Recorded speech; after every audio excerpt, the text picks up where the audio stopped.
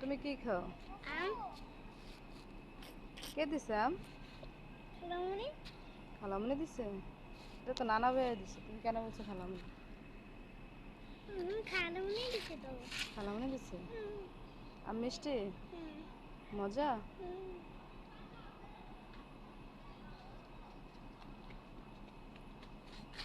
আমাকে দিবা? হুম। দিব না? তোমার আছে একটা জিনিস, চকলেট।